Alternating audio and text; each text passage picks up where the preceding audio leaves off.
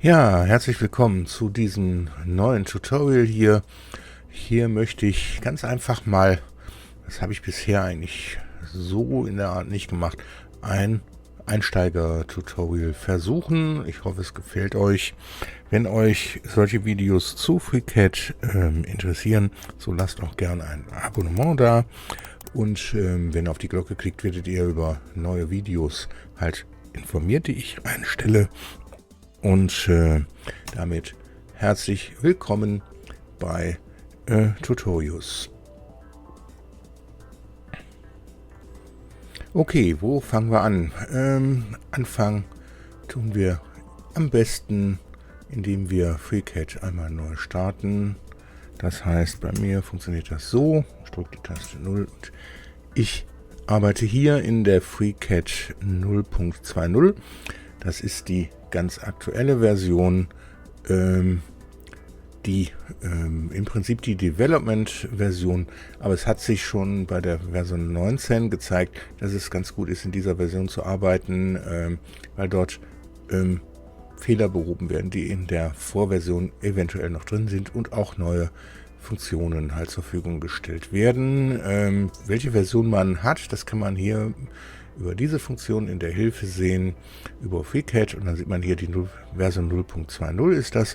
Bei mir in der Revisionsnummer 25429 und die ist vom 4.8., also relativ frisch.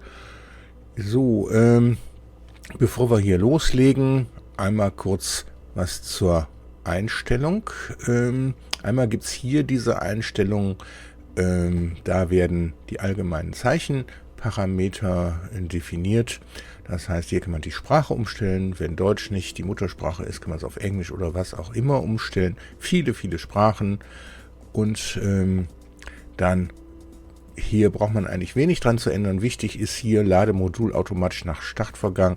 Da wähle ich standardmäßig den Part Design Modus aus. Das sollte eigentlich jeder machen, der hauptsächlich in diesem Modus arbeiten möchte oder arbeitet. So, wir gucken mal gerade durch, ob wir hier irgendwas finden. Also hier automatisch speichern und so weiter. Das sind alles Sachen, wo man nicht so viel dran machen muss. Hier Name des Autors, da kann man natürlich seinen Namen einsetzen. Auswahl, automatischer Wechsel zur 3D-Ansicht mit dem ausgewählten Element. Das ist normal alles aus. Ich habe es noch nie hier was angeschaltet. Der Editor, mit welchen Farben und Text Fonts erarbeitet. Das Ausgabefenster, Makros, das kann man auch alles so lassen. Die Einheiten sind standardmäßig eingestellt. Man kann das natürlich auf Zoll und US und etc. umstellen. Englische oder US Einheiten. Okay, also hier habe ich noch nie so viel rumgeändert. Bei der Anzeige da schon ein wenig mehr. Also einmal, wenn ich mag die orthografische Darstellung, bei der CAD-Konstruktion ist eine Perspektive eher störend für mich. Man kann es aber umstellen auf perspektivisch, dann sind die Sachen eben, je weiter sie weg sind, kleiner dargestellt. Also perspektivisch. Gucken wir mal gerade, habe ich hier noch irgendwas jemals... Okay, das Koordinatensystem in der Ecke, das ist ganz sinnvoll. Dann sieht man hier unten ein Koordinatensystem, wo X, Y und Z ist. Und dann gehen wir auf Navigation. Das ist schon wichtiger. Und zwar bei der 3D-Navigation, das stelle ich mir immer ein auf Blender. Blender bedeutet, dass sich FreeCAD verhält wie Blender, was die 3D-Navigation angeht. Man kann das auch auf CAD einstellen, auf Open Cascade. Das sind andere CAD-Programme, die eigene Arten haben, welche Tasten man drückt, wenn man was bewegen möchte. Blender war, da ich auch in Blender arbeite, habe ich das so eingestellt. Macht auch meiner Meinung nach Sinn, aber das muss jeder selber wissen. Okay, bei den Farben, da wollen wir gar nicht näher drauf eingehen. So, dann nicht geladene Arbeitsbereiche. Ich glaube, das brauchen wir nicht drauf einzugehen. Import, Export. Da gibt es vor allen Dingen bei DXF und DWG zum Teil Sachen, dass man Zusatzprogramme installieren muss. Hier den ODA-File-Converter für DWG als Beispiel. Und man kann andere Sachen für Import und Export einstellen. Ich nutze hauptsächlich STL und da brauche ich hier überhaupt nicht reinzugehen. So, dann Part Design, das ist schon wichtiger. Und zwar, das ist standardmäßig alles an. Formansicht, das ist die Auflösung, mit der 3D-Modelle halt dargestellt werden. Und das steht hier auf 4% und 2 Grad. Man kann das feiner einstellen, aber je feiner das eingestellt ist, desto länger brauchen manche Bearbeitungsfunktionen. Deshalb kann man das auch durchaus auf, ich sage jetzt mal 6% und 3 oder 4 Grad einstellen und dann gehen manche Operationen schneller. Aber es kann auch bei der Darstellung dann zu Problemen kommen. Man kann das immer wieder umstellen, wenn man möchte. So, ich glaube, hier brauchen wir uns auch nicht mit zu befassen. Path, das wird halt genutzt, wenn man für NC-Maschinen was produziert. Habe ich bisher noch nie gemacht. App-Images, ich habe das Programm von der App-Image gestartet, deshalb kann man hier nach Updates schauen. Und bei der Skizze, das ist in der Standardeinstellung eigentlich auch völlig ausreichend. Man kann hier Schriftgröße, Skalierungsverhältnis und so weiter ändern und gegebenenfalls auch noch weitere Sachen. Normalerweise braucht man da auch nicht rein. Wenn man was geändert hat, drückt man auf Anwenden und auf OK. So, dann geht es zu weiteren Optionen. Bei Werkzeugen kommt was Wichtiges, und zwar der sogenannte Add-on Manager und der Punkt Benutzer definiert. Benutzer definiert bedeutet, da kann ich selber die Oberfläche von FreeCAD anpassen.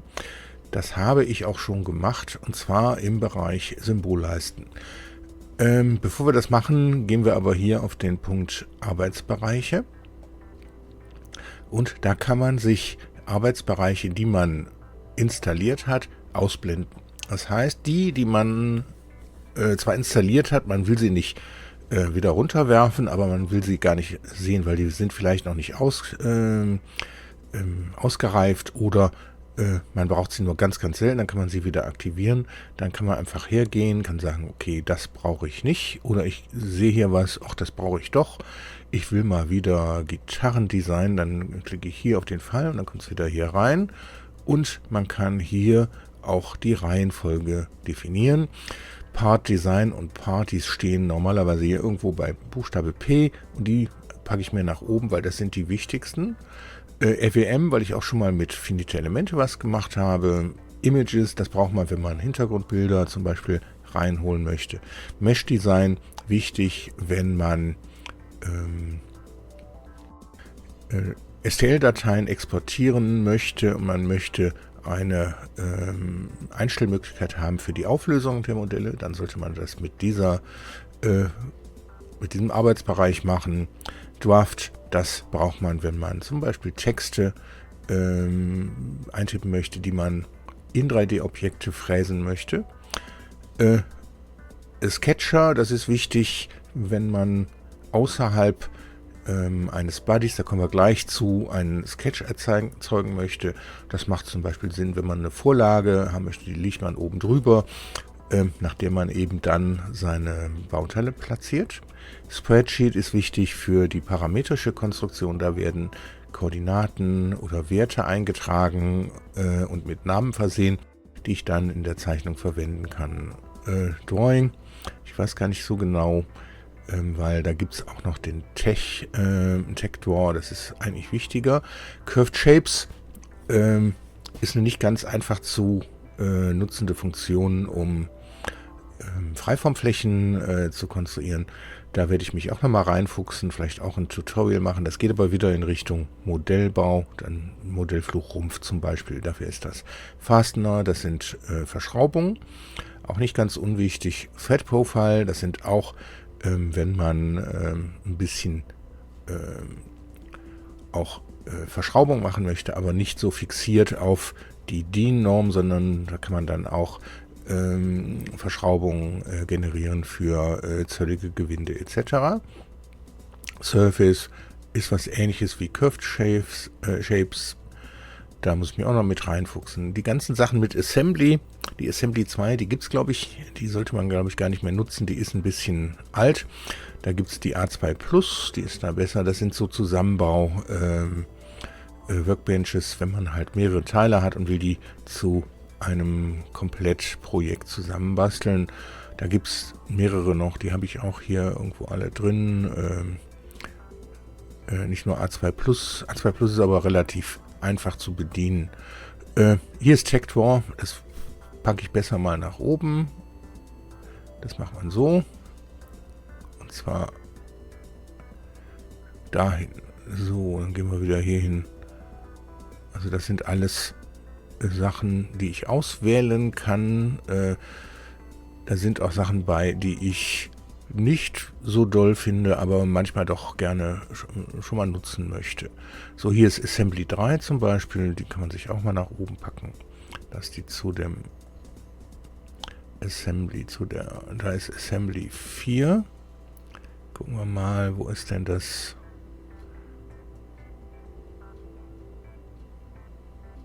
Da ist die A2 Plus Workbench, dann machen wir das so und die Assembly 4, die packen wir auch dahin.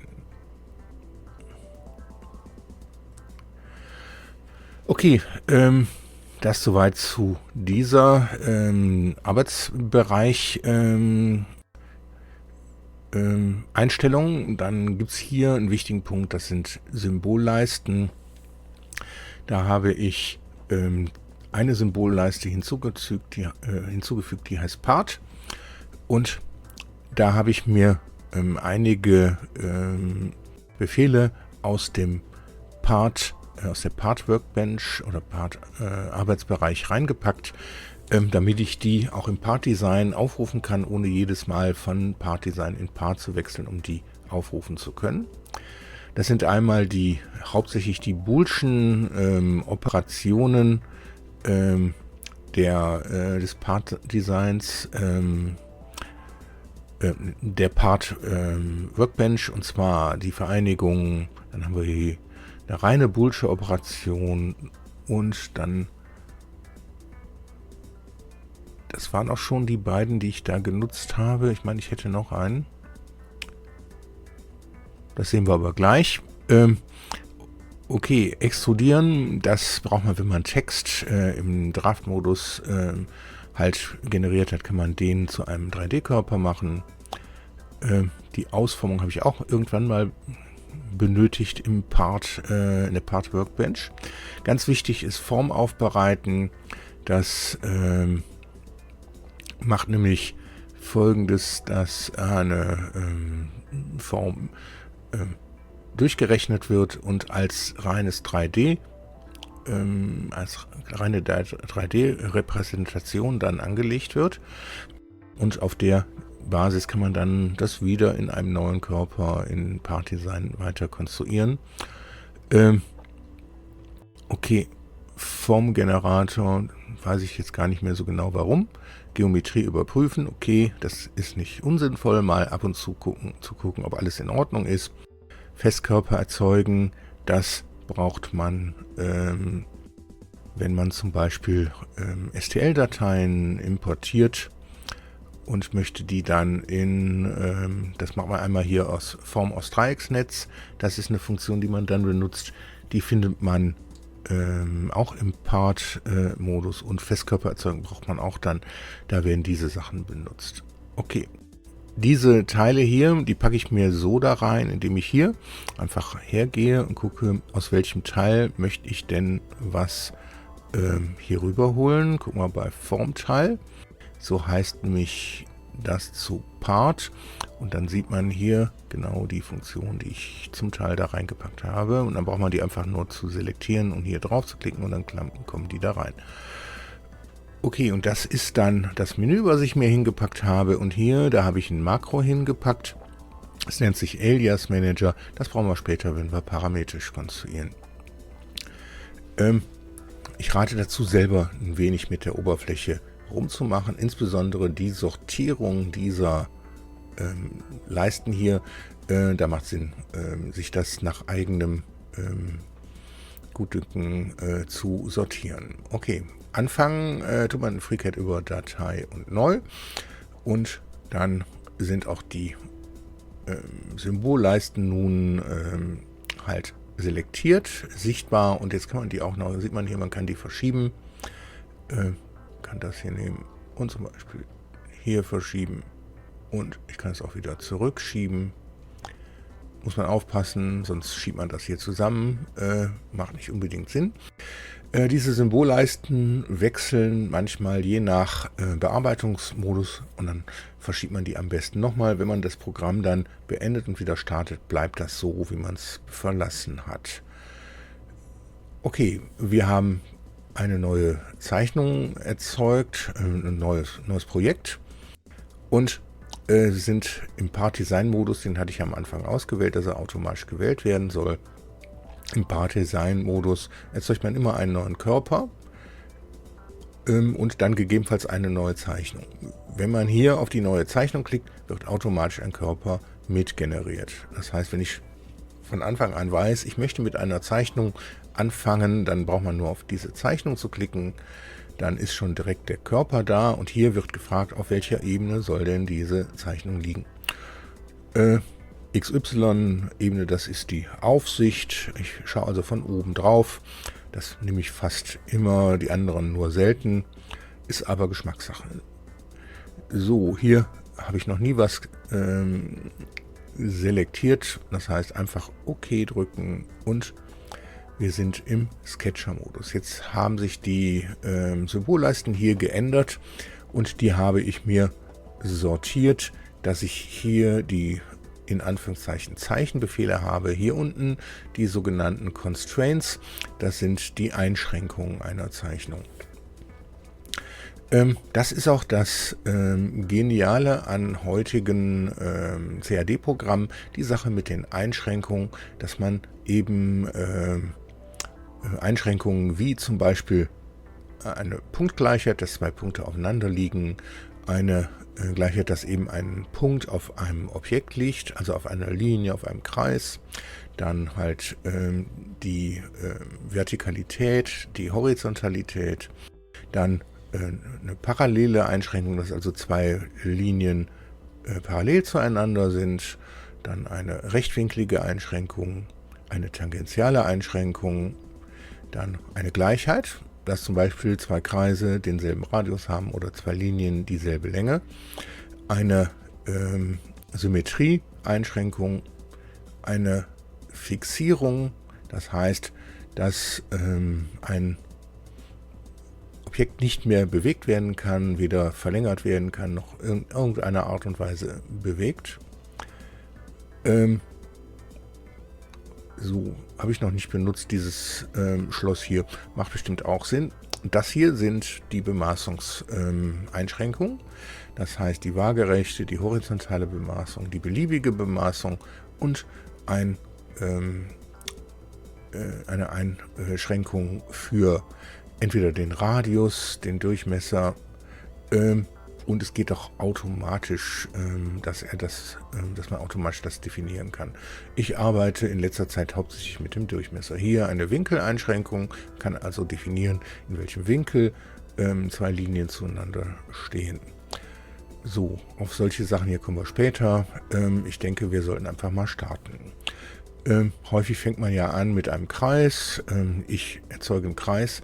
Wenn ich jetzt mit diesem Cursor hier auf diesen Punkt fahre, dann wechselt das die Beschriftung da. Hier sieht man, hier würde ich jetzt einen Punkt konstruieren, der auf der Achse liegt oder auf dieser Achse. Und wenn ich auf den Punkt gehe, dann sehe ich dieses Kreuz. Das ist genau das Kreuz hier. Das heißt, der Mittelpunkt wird jetzt als Punkt genommen. Und ich ziehe jetzt den Kreis auf. Ich kann ihn irgendwo absetzen und die Funktion mit der rechten Maustaste beenden. Ich mache mal hier oben an, wenn ich irgendwelche Tasten drücke, dass ihr das seht. Jetzt kann ich diesen Kreis nicht mehr bewegen. Der ist also fixiert auf diesen Mittelpunkt. Ich kann aber das Maß einfach ändern. Wenn ich das Maß nun fixieren möchte, entweder selektiere ich den Kreis und klicke hier auf den Durchmesser oder ich klicke auf die Funktion und selektiere dann den Kreis. Jetzt habe ich hier die Möglichkeit, einen Durchmesser zu vergeben. Sagen wir mal 25 mm, das sieht doch ganz gut aus. Und dann kriegt das Teil hier ein solches Maß. Ich kann auch dieses Maß zu einer Referenz machen. Und der Referenz kann ich auch einen Namen geben. Da kommen wir später zu. Aber was bedeutet die Referenz? Das bedeutet, dann wird das Maß so blau dargestellt. Dann kann ich immer noch den Kreis verändern und sehe jeweils das Maß hier. Diese Bemaßung macht vor allen Dingen Sinn, wenn ich ein Maß brauche, aber die Fixierung des Maßes die Zeichnung eventuell überbestimmen würde. Ich gehe jetzt hier wieder auf die 25 und mache das. Die Referenz geht dann automatisch weg und okay. So, dann möchte ich hier noch weitere Sachen rein konstruieren. Ich sag mal, hier kommen noch weitere Kreise rein. 4 an der Zahl. Die zeichne ich jetzt irgendwie. Und dann können wir die erstmal gleich machen. Die Radien oder Durchmesser in dem Fall. Ich selektiere alle 4 und klicke einfach hier auf dieses Symbol. Und dann kriegen die alle den gleichen Radius. Und das machen wir einfach mal 4 mm. So, was jetzt auffällt, ich habe nur ein Maß, die 4 mm, die anderen kriegen so ein Gleichheitszeichen. Also hier, der ist gleich zu dem, der auch. Und das ist diese Funktion hier. Ich hätte also auch, wenn ich jetzt einmal STRG Z drücke für zurück, das war jetzt nicht so gut, aber wir können hier jeweils auch mit STRG Umschalt Z wieder nach vorne wandern. Jetzt habe ich wieder die Gleichheit, also die Kreise alle mit unterschiedlichen Radien. Und die Bemaßung ist weg. Jetzt klicke ich die 4 Kreise an und klicke auf das Gleichheitszeichen. Jetzt haben die alle denselben Radius und jetzt gehe ich hier, gebe dem hier den Durchmesser 4 mm. Also viele Wege führen nach oben. Jetzt machen wir erstmal die beiden hier symmetrisch zu dieser. Und zwar, das machen wir mit dieser Funktion nur, hier mit diesen beiden größer, kleiner Symbolen oder Dreiecken oder wie man das immer bezeichnen möchte. Jetzt sind die halt symmetrisch. Dann klicke ich noch die beiden hier an und mache die dazu symmetrisch. Und dann können wir noch die beiden symmetrisch machen. Und jetzt sollte ich eigentlich das soweit hinbekommen haben. So, jetzt bemaßen wir einfach dieses Maß hier. Da brauchen wir jetzt nicht unbedingt waagerecht zu klicken, können wir aber. Und da gebe ich ein, okay, das sollen 10 mm sein und das Maß hier, das ist dann senkrecht und das sind auch 10 mm. So, wenn das so grün wird, dann sieht man das auch hier vollständig bestimmte Skizze. Ich kann also keine Änderung mehr vornehmen. Die Maße, die kann man jetzt sich so ein bisschen zurechtziehen, damit die in der Zeichnung nicht so stören. So zum Beispiel und das Maß hier auch, das ziehen wir so. Und dann habe ich die Zeichnung soweit fertig. Gut, wir gehen aus der Zeichnung raus.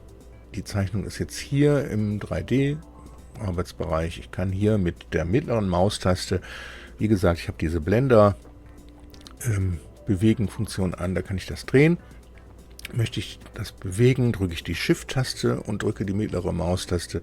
Dann kann ich das so bewegen mit dem Mausrädchen, kann ich es größer und kleiner machen. Wenn ich Shift drücke, ich muss gucken. Nee, das ändert jetzt nichts. Also das sind die Hauptfunktionen bei der Blender-Bewegung. Das heißt, bewegen ohne eine Taste und mit der Shift-Taste kann man das bewegen und nur in 3D drehen ohne eine Funktion. Mal gucken, mit Steuerung ist es ein Zoom. Das heißt, jetzt kann ich mit der Maus das so zoomen, ist auch nicht uninteressant. Und mehr brauchen wir zu dieser Navigation jetzt erst einmal nicht zu wissen. Dieser Würfel hier, der ist auch Gold wert, da sieht man immer Top, Front. Und man kann einfach hier drauf drücken auf Top und dann landet man da und kann jetzt sich das hier Shift und Maus, mittlere Maustaste, das wieder hinbewegen. Man kann aber auch den 10er-Tastenblock nutzen. Taste 2 ist die Aufsicht, Taste 1 die Ansicht von links, Taste 3 die Ansicht von rechts, Taste 5 die Ansicht von unten und jeweils 4 und 6 die Ansichten aus den anderen Blickrichtungen. Also 1 ist von vorne die Ansicht, nicht von links, wie ich gesagt habe.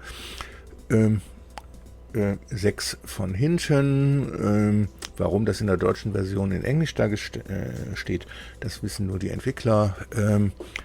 3 ist von rechts und 6 ist von links. Gut, wir gehen wieder in die Aufsicht und bewegen uns das hier so ein bisschen. Und da möchte ich jetzt ein 3D-Objekt draus machen. Die da häufigst genutzte Funktion ist diese Aufpolsterung, heißt die im Deutschen, im Englischen heißt sie Pad. Und einfach die Zeichnung selektieren und diese Funktion drücken. Mit diesen Funktionen hier sollte man ein wenig spielen. Das heißt, mit der mittleren Maustaste für die Navigation und halt mit Shift, dass man das so hin und her bewegt und auch hier zum Beispiel mit den Parametern und man kann sagen, okay, das soll nicht 10, das soll nur 5 mm hoch werden, einmal Tab-Taste drücken und dann ist das Ding nur noch 5. So, benutzerdefinierte Richtung verwenden, dann kann ich hier das Teil halt auch schräg extrudieren lassen. Machen wir hier eine 1 raus, sieht man das. Und dann machen wir da auch noch eine 1 raus. So, jetzt wenn wir uns das jetzt mal anschauen, in den Ansichten von vorne, von rechts und von oben, dann machen wir das mal wieder aus hier, die benutzerdefinierte Richtung. Das braucht man ganz, ganz selten. Dann kann man das symmetrisch zu einer Ebene halt aufpolstern lassen. Das sieht man am besten so, indem man hier den Sketch sichtbar macht. Das machen wir über die Leertaste. Ein unsichtbares wird sichtbar, ein sichtbares wird unsichtbar. Und dann kann ich hier sagen symmetrisch und dann liegt die Zeichnung, die verändert sich nicht, aber das Teil wird eben nach oben und nach unten extrudiert, jeweils in dem Falle 2,5 mm nach oben, 2,5 nach unten.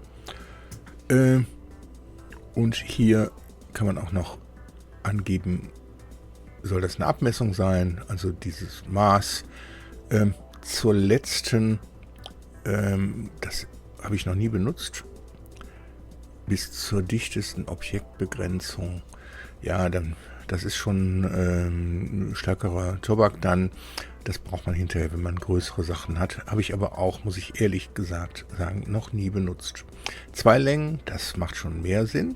Und zwar, wir haben hier die Länge 5. Ich gehe jetzt mal hier symmetrisch zu einer Ebene, das machen wir dann aus. Und dann haben wir hier eine 1 raus.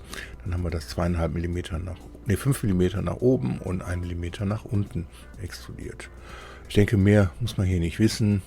Abmessung und dann machen wir die 5 wieder raus. Das möchte ich gerne haben. Einmal OK klicken. Jetzt ist das Programm wieder bedienbar. Das heißt, ich kann jetzt hier mit weiteren von diesen Funktionen an diesem Objekt Änderungen vornehmen. Die einfachsten am Anfang sind so Sachen wie hier die Verrundung, die Phase, diese beiden, da gehen wir mal kurz drauf ein. Die Verrundung oder Phase sind vergleichbar in der Bedienung. Verrundung sieht ein bisschen hübscher aus, nehmen wir das. Ich kann entweder eine Linie selektieren oder eine ganze Fläche. Möchte ich mehrere selektieren, dann mache ich das über die Steuerung-Taste. Wenn ich die Fläche selektiere, ist diese Linie automatisch mit dabei. Ich muss die nicht zusätzlich selektieren. Ich kann aber durchaus diese Fläche selektieren. Und na komm, so, jetzt ist sie selektiert. Einmal runtergehen, dann Steuerung-Taste drücken und die auch. Jetzt habe ich die beiden selektiert und klicke auf Verrundung. Und dann wird alles verrundet, was irgendwie diese Fläche berührt. Das heißt, die und auch diese kleinen Löcher hier werden entsprechend verrundet. Wenn ich das nicht möchte, Steuerung Z geht immer einen Weg zurück, dann selektiere ich nur die Linien, die ich verrunden möchte, also zum Beispiel diese beiden, und klicke einmal hier drauf. Und jetzt kann ich diese Löcher hier einzeln selektieren über die Steuerung-Taste mehrere. Die 4 hier unten auch noch. Man kann nochmal diese Funktion ausführen. Ich habe vergessen, hier OK zu drücken. Das passiert mir häufig. Jetzt kann ich leider diese Linien nochmal selektieren. Da muss man halt darauf achten, dass man immer diese Funktionen hier beendet, bevor man weitermacht. Also nochmal die Kreise hier selektieren und die hier bitte auch. Und du bitte auch. Jetzt habe ich die 4. Jetzt gehe ich wieder auf die Funktion verrunden und kann jetzt hier das Maß ändern. Da möchte ich 0,3 mm zum Beispiel haben. Die Tab-Taste drücken, dann sieht man das in der Vorschau. So sieht das aus. Und dann kann man hier auf OK klicken und hat das Teil hier nun so fertig. Gut, wie macht man weiter? Man kann jetzt hier weitere Verlängerungen, Veränderungen oder was auch immer anbringen. Als Beispiel, ich habe hier noch mehrere Löcher reinzumachen. Die sollen hier außen, sollen ganz, ganz viele Löcher drauf, die in einem Kreis angeordnet sind. Dazu selektiere ich diese Fläche und klicke einfach auf diese Zeichnung hier. Dann setzen wir da unten einen Kreis hin, der kann ruhig hier auf dieser Linie liegen. So, der kriegt einen Durchmesser von 0,8 mm, ja, das passt. Und der kriegt ein Maß, das zu diesem Maß hier. Da klicke ich jetzt nicht auf die senkrechte Bemaßung, sondern es ist dadurch, dass das eine so eine waagerechte Linie ist, ist das klar, dass das eine senkrechte Bemaßung gibt. Also klicke ich auf dieses Maß hier, da wird das nun hin platziert und das sagen wir minus 10 mm. So, das machen wir ein bisschen mehr, da machen wir minus 11 raus. Minus 10,5. Ja, so gefällt mir das. Dann schließe ich das Ganze und aus diesem hier, das möchte ich da reinfräsen. Hier, diese gelben, das sind Sachen, die was zusätzlich dran machen. Das hier sind Sachen, die was abziehen. Also das ist hier die Aufpolsterung, das ist das Pendant bei der Abziehung, das nennt sich halt Vertiefung oder man sagt auch auf Tasche dazu im Englischen Pocket. Okay, ich nenne das immer Tasche. Vertiefung ist viel zu lang, aber sei es drum. Ich klicke einmal auf diese Funktion. Standardmäßig nimmt die ein Maß von 5 und dann sehen wir hier, da das Teil hier nur 5 mm dick ist, wird es komplett durchgefräst. Will man sicher gehen, dass das durch alles läuft, kann man hier auf durch alles gehen. Dann wäre das auch durchgehend, wenn das Teil halt dicker wäre. Bei Abmessung kann ich hier aber natürlich jetzt sagen, das soll nur 2 mm da rein gefräst sein und dann geht es nur 2 mm da rein, ist also nicht durchgehend. Okay, so möchte ich das jetzt nehmen. Und dann können wir uns das in der Aufsicht anschauen. So schaut das Ganze aus. Das kann man hier sich jetzt ein bisschen anders hinziehen. Also wir haben hier den Körper. Selektieren, Taste F2, den geben wir einen Namen, zum Beispiel Scheibe. Das Ding heißt Scheibe. Man kann auch diese ganzen Sachen hier benennen. Das mache ich normalerweise nicht, bei Zeichnungen manchmal. Okay, jetzt haben wir hier diese letzte Pocket, hier diese Zeichnung. Und dem könnte ich jetzt hier zum Beispiel den Namen geben, Bohrung. Okay, das Teil, das möchte ich ja jetzt hier mehrfach auf diesen Kreis platziert haben. Und für solche Sachen gibt es hier oben die sogenannten Muster. Das ist einmal eine Spiegelung und das sind die Muster. Lineares Muster, das heißt, wenn ich diese Bohrung zum Beispiel hier so mehrfach übereinander oder auch in einer anderen Richtung platzieren möchte, dann haben wir hier das polare Muster, das ist genau das, was wir hier machen möchten. Und dann gibt es auch Mehrfachmuster. Mehrfachtransformation brauchen wir hier im Moment noch nicht. Also die Bohrung ist selektiert. Diese Muster funktionieren nur mit entweder abziehenden Geometrien oder mit additiven Geometrien. Also ich kann nicht zum Beispiel einen Sketch nehmen und den mehrfach platzieren. Das klappt nicht. Muss man wissen, das Programm sagt einem das aber auch, wenn man das versucht. Also ich wähle die Bohrung aus, klicke hier auf die polare Muster, dieses Symbol hier.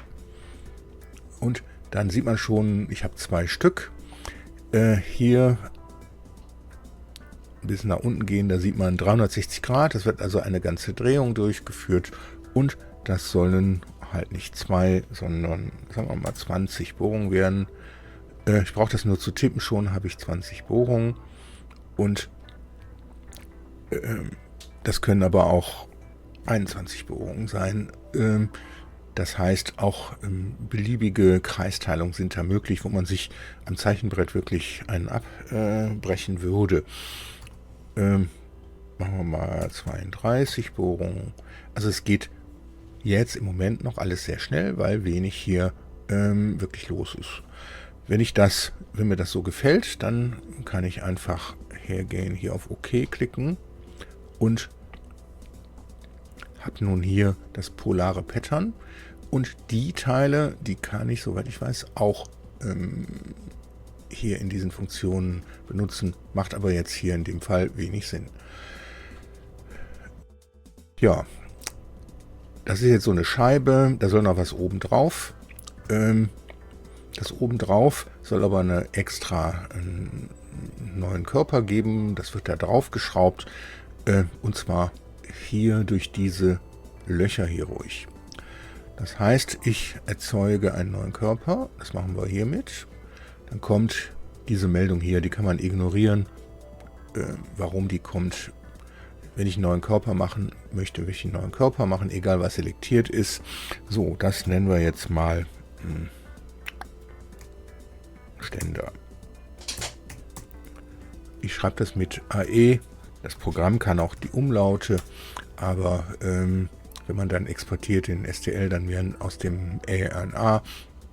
Deswegen macht man es besser in einer Schreibweise, die bei den Dateinamen dann auch keine Probleme macht. Und da wird jetzt, hier soll was drauf konstruiert werden. Und ich weiß jetzt, das Teil hier ist 2,5 mm hoch. Das heißt, wenn wir da nicht mehr sicher sind, waren das wirklich 2,5 mm, dann kann man hier einen Doppelklick auf die machen und dann sieht man, nee, das ist ja 5. Okay.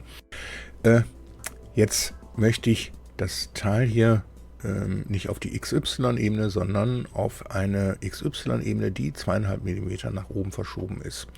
Das macht man, indem man sich eine sogenannte Bezugsebene reinpackt, im Englischen auch genannt Datum Plane.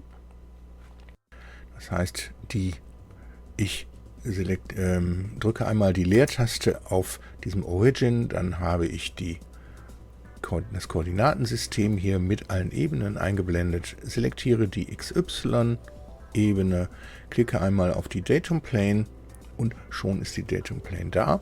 Die liegt jetzt in der XY-Fläche, dann fährt man hier mit dem Slider nach unten und hat hier in Z Direction, okay, wunderbares Deutsch, ne? Das ist halt ein Programm, was von, ich sag mal in Anführungszeichen, Hobbyisten programmiert wird und die können halt nicht an alles denken.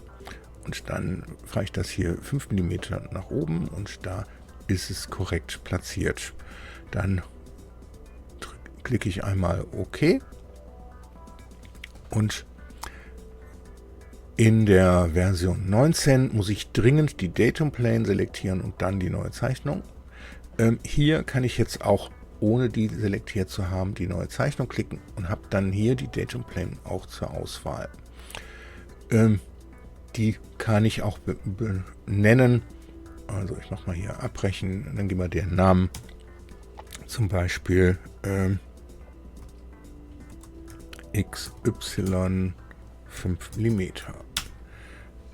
So, dann machen wir nochmal die neue Zeichnung. Und dann haben wir hier auch XY 5 mm. Einmal OK klicken. Jetzt kann ich hier drauf zeichnen. Und das wird jetzt ein bisschen was Netteres in Anführungszeichen, was ich da so plane. Das heißt, ich zeichne hier wieder 4 Kreise rein und die kann ich entsprechend verschieben. Jetzt denkt man so, hallo, das habe ich doch schon mal gemacht. Also schließen wir das Ganze, löschen diesen Sketch wieder raus, wechseln hier in diesen Sketch und okay, da ist das doch alles schon drin. Also wir kopieren diesen Sketch hier. Hier wird, das ist zwingend, ich muss es erreichen, dass nur der Sketch selektiert ist. Das mache ich hier, das ist noch ganz einfach, indem ich die XY-Fläche einmal anklicke. Dann habe ich nur dieses graue Feld hier auf dem Sketch. Einmal OK drücken. Dann hier so klicken, dass nichts mehr selektiert ist, STRG V drücken, dann liegt dieser Sketch, diese Zeichnung hier unten mit einem neuen Namen.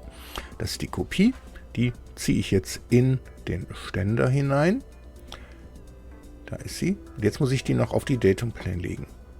Das heißt, ich selektiere diese Datum Plane und gehe hier auf diese Funktion Unterstützung einer Skizze festlegen. Dann wird die Skizze auf diese Datum Plane gelegt. Dann fragt er nach, wähle eine Zeichnung. Okay, das soll Sketch 002 sein. Und einmal OK klicken. Das klappt nicht. Da muss man, wenn das so ist, dann klickt man die Datum Plane so an und macht das Ganze nochmal. Sketch 002. Nee. Dann selektieren wir. Ich glaube, ich muss sie so selektieren. Versuchen wir es mal. Und Sketch 002. Ja, so ist es richtig. Das ist nicht ganz einfach. Da muss man wirklich ein bisschen üben, bis man, ihr habt ja gemerkt, ich weiß es auch nicht immer, bis man das richtig selektiert. Dann kann man hier sagen Flatface. Das empfiehlt ihr, ist auch eigentlich immer der richtige Punkt. Und dann einmal OK klicken. Und jetzt ist die Zeichnung, die kann ich jetzt auch wieder sichtbar machen. Die liegt jetzt hier auf dieser Datum Plane. Und die kann ich doppelklicken und da ist die. Und jetzt ist ja da viel zu viel drin. Das heißt, dieser äußere Kreis hier, den brauchen wir gar nicht. Das heißt, den selektiere ich. Entweder lösche ich den oder ich gehe einfach hierher und mache den blau.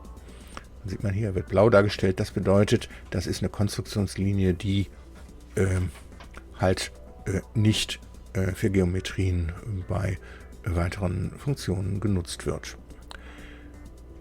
So, wir haben jetzt hier die genauen Maße drin. Wir können jetzt das Maß hier dieser Löcher ein bisschen größer machen. Machen wir mal 4,2 mm, damit da die Löcher ein bisschen größer werden. Schließe das Ganze.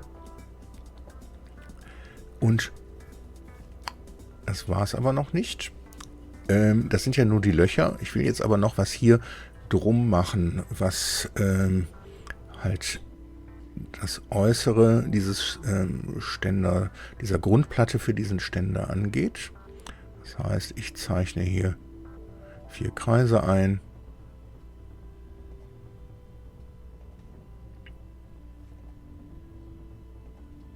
So, dann machen wir die wieder alle selektieren. Und ihr werdet bitte alle gleich. Und dann brauchen wir einen nur bemaßen, Durchmesser 5,6 mm. Das war, glaube ich, 56, was ich da gewählt habe. Muss man, ja, das soll 5,6 mm sein. Und dann machen wir hier noch ein paar Linien rein. Dann würde das so ein Viereck abgerundet werden. Ich kann aber auch durchaus hier gehen, einen Kreis generieren und der soll da. Jetzt machen wir anders. Der. Schaue ich mal gerade, haben wir das noch? Also ich zeichne den Kreis jetzt hier auf diese Linie und dann wird der Tangential da dran.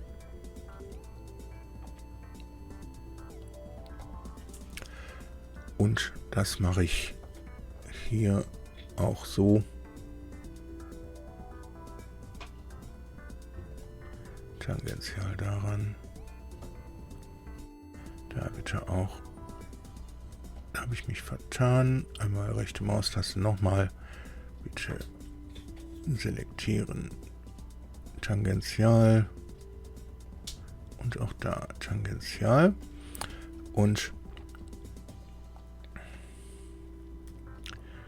die vier, die kriegen auch denselben Durchmesser. Das heißt gleich. Und dann können wir die jetzt hier so ziehen. Und dann kann man sich auswählen, wie möchte ich das denn haben. So zum Beispiel, dann bemaßen wir einen davon. Durchmesser 9 mm. Und dann nutzen wir jetzt diese Funktion hier zum Wegschneiden von Sachen, die wir nicht brauchen.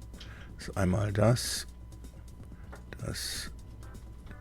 Man merkt hier diese äußere Kreis, der stört. Den kann ich einfach jetzt weglöschen. So, dann machen wir da oben weiter. Das soll weg. Und das soll weg. Und das hier bitte auch. Und dann kommen auch diese inneren Sachen hier weg. Du und ich glaube, damit habe ich es. Ne? Ah ne, hier der noch. So, das wäre jetzt also die Grundplatte, die da oben drauf geschraubt wird. Einfach schließen. Das polstern wir jetzt auf. Das kriegt eine Dicke von nur 2 mm. Und dann machen wir das hier wieder unsichtbar. Und hier kann ich jetzt weiter hergehen. Darauf möchte ich was konstruieren. Ich drücke einfach einmal die Zeichnung. Und da kommt jetzt nochmal ein Kreis drauf.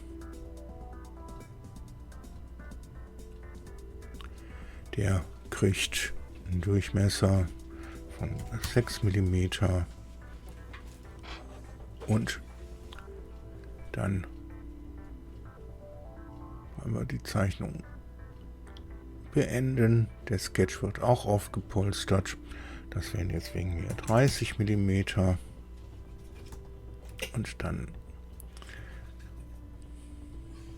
da wird auch noch was mitgemacht. Wir machen da eine neue Zeichnung drauf. Und zwar, da wird einmal was weggefräst. Dann bleibt was stehen.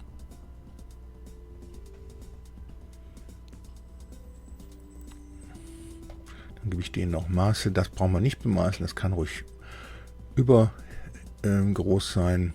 Das heißt, wenn ich dem ein Maß geben möchte, muss das größer sein als das oder gleich. Und das Maß, da gehen wir jetzt den Durchmesser und das sind genau 5 mm. Und das fräse ich jetzt da rein und dann habe ich so einen Zapfen da drauf. Gut, ich hätte wahrscheinlich auch direkt noch das Loch mit reinmachen können. Bin ich ganz sicher, können wir ausprobieren. Das heißt, ich klicke hier OK, dann kann ich jeweils immer diese Zeichnung wieder doppelklicken und kann sagen, okay, da möchte ich jetzt noch einen Kreis reinzeichnen, der dann wieder fräst und der kriegt ein Maß von 3 mm. Schließen wir das. Ne, das klappt nämlich nicht. Also das machen wir so nicht. Das heißt, da drücken wir jetzt STRG Z, STRG Z, STRG Z, beziehungsweise hier, das nehme ich einfach diesen Kreis hier wieder raus. Und dann ist auch dieses rote Symbol hier wieder weg. Und das Loch, das mache ich jetzt extra da rein. Das heißt, noch eine Zeichnung drauf. So zum Beispiel bemaßen. 4 mm nehmen wir da mal. Schließen das Ganze und machen auch eine Bohrung. Und die soll wegen mir 15 mm da reingehen. So, sofern einem das nun gefällt, kann man das so exportieren als 2 Objekte. Die Schrauben hier kann man nun generieren oder Stift oder was man immer damit nimmt, um das zu verbinden. Sind einem keine Grenzen gesetzt. Zum Beispiel, ich möchte jetzt hier dieses untere Teil, da möchte ich dran weiterarbeiten. Ich habe hier die Scheibe, hier den Ständer. Das heißt, wenn ich nun auf die Scheibe doppelklicke, dann wird die so schwarz dargestellt. Jetzt bin ich wieder in diesem Körper. Den Ständer, wenn der mich stört, einmal draufklicken, einmal die Leertaste drücken, ist der weg. Und jetzt haben wir wieder die Scheibe hier, können daran weiter konstruieren. Ich möchte hier sowas wie eine Rändel dran machen, dass das so gut in der Hand liegt. Das machen wir, indem wir einfach eine neue Zeichnung machen. Die Zeichnung mache ich ruhig auf der XY-Ebene und da zeichnen wir jetzt einen Kreis ein. Den machen wir so. Als Beispiel, das gucken wir uns hier so an, aber in der Aufsicht ist es schon ganz gut. Ich möchte jetzt aber da durchgucken können. Das macht man, indem man hier das hinklickt. Dann sieht man wirklich die ganze Zeichnung. Wir können das auch bemaßen. Der zu dieser Fläche hier das Maß minus 13 mm und dann das Maß von diesem Kreis 2 mm. Ja, nutzt man das ruhig. Da mache ich jetzt wieder eine Vertiefung raus und jetzt kann es sein, dass die Vertiefung in die falsche Richtung läuft. Das heißt, man klickt man hier auf umgekehrt, dann sieht man, es läuft nach oben. Und da kann man dann, wenn es nicht reicht, immer hier sagen, durch alles. So sieht das jetzt aus und das soll jetzt auch wieder um das ganze Teil hier platziert werden. Also das polare Muster, also die Pocket in dem Fall. Das heißt die Vertiefung, hier sieht man die englischen Begriffe Pocket. Ist es auch sinnvoller, vielleicht von Tasche zu reden, damit man da nicht durcheinander kommt. Wieder das polare Muster. Und dann, wenn das diesmal nicht so viele, da machen wir mal 15 Stück raus. Gucken. Das können schon mehr werden. 25. Ja, so sieht das ganz nett aus. Dann einfach einmal hier auf OK klicken. So schaut das Ganze nun aus. Jetzt kann man den Ständer wieder anzeigen lassen und die Teile kann man jetzt einfach, indem man sie selektiert, dann STRG E drücken oder Datei Exportieren wählen. Dann beim ersten Mal muss man hier auswählen, was man exportieren möchte. Standardmäßig ist das bei mir eben STL, wie wohl bei den meisten anderen auch. Wenn man es halt für einen 3D-Drucker exportieren möchte, und er nimmt jetzt unbenannt, weil die Zeichnung noch nicht gespeichert ist, und Scheibe, den Namen des Körpers nimmt er als, schreibt er dahinter mit einem Minus. Das können wir so nehmen. Einfach speichern, klicken, dann wählt man den Ständer aus. Hier genauso. Steuerung E und Ständer, auch das gespeichert. So, die Auflösung der generierten STL-Dateien, die ist abhängig davon, was ich hier bei den Einstellungen halt gewählt habe. Das heißt, bei was hier, genau bei der Formansicht, diese 4% und 2 Grad Winkelabweichung. Wenn ich sicher sein will, dass das hier unten zum Beispiel ganz, ganz fein gemacht wird, weil es ganz schön, ich will also keine, wir können uns das einfach mal anschauen. Ich starte mal gerade Cura, den Slicer für den 3D-Drucker. So, da kommt Cura. Ich habe hier die Version 4.9.0. Kann sein, dass es schon wieder eine neue gibt. Bin mir nicht ganz sicher.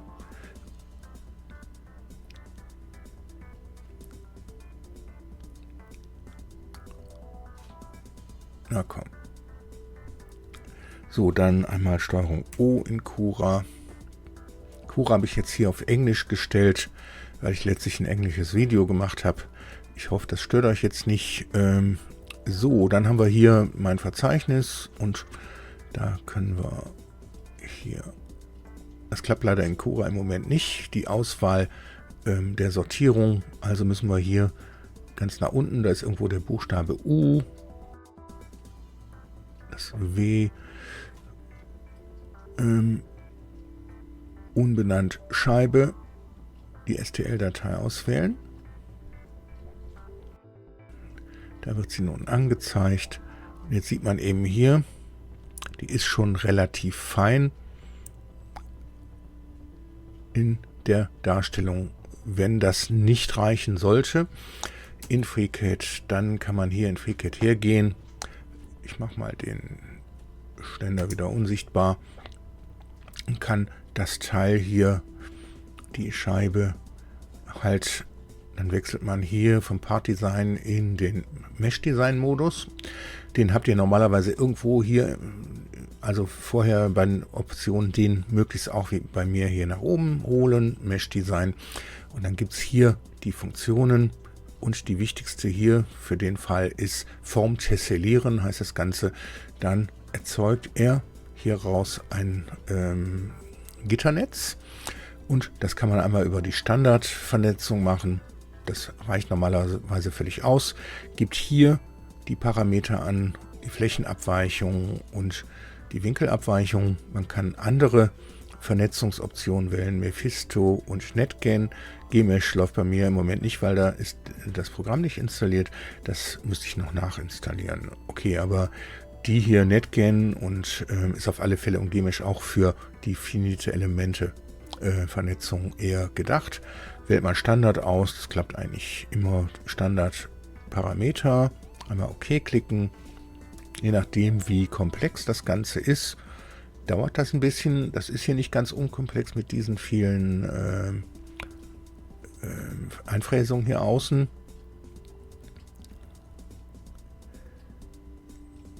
Und weltweites Warten.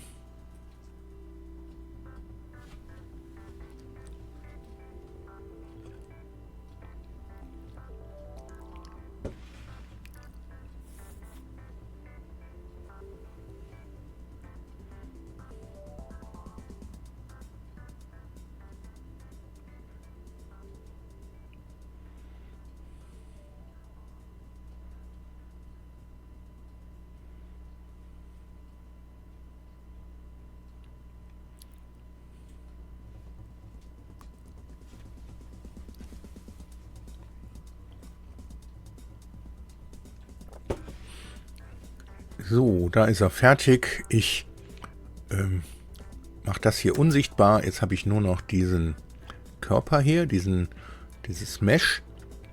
Das kann ich jetzt über die Funktion Darstellung, kann ich das als Flatline zum Beispiel darstellen lassen. Und da sieht man nun, wie fein aufgelöst das wird. Das hat dann auch in der Darstellungsgeschwindigkeit deutliche Nachteile. Aber das braucht man ja auch nur, wenn man was ganz fein exportieren möchte. Ich kann also jetzt hier diese Funktion beenden. Einmal schließen, das Teil ist selektiert. Dann einmal selektiertes STRG E drücken. Dann wählt er halt als Namen dieses Scheibe Meshed aus. Und das können wir speichern. Und schauen uns jetzt einfach mal die beiden an. Sortieren das hier über das Änderungsdatum. So, da haben wir es umbenannt. Scheibe Meshed und Scheibe. Da sieht man hier, die Scheibe ist hier 5,8 Megabyte groß und hier ist sie 41 Megabyte. Ist also deutlich feiner aufgelöst. Wenn das halt groß gedruckt wird, macht es halt Sinn, das halt so genauer ausrechnen zu lassen. So, das war, ich sage jetzt einfach mal, der erste Teil, Einführung in FreeCAD. Ich denke, ich mache noch weitere Teile, wo ich ein bisschen auf so Grundfunktionen eingehe, um eben auch Einsteigern das einfacher zu machen, in FreeCAD einzusteigen und damit zu konstruieren und nicht direkt die Lust zu verlieren, wenn irgendwas nicht so klappt, weil FreeCAD ist eben keine einfache Kost. So, dann war's das. Ich bedanke mich und wünsche noch einen schönen Tag. Wie gesagt, nochmal, lasst gern ein Abonnement da, wenn euch solche Videos interessieren. Und Glockenklick und natürlich auch der Daumen hoch wird immer gern gesehen. Damit dann einen schönen Tag noch und viel Spaß beim FreeCADen. Tschüss!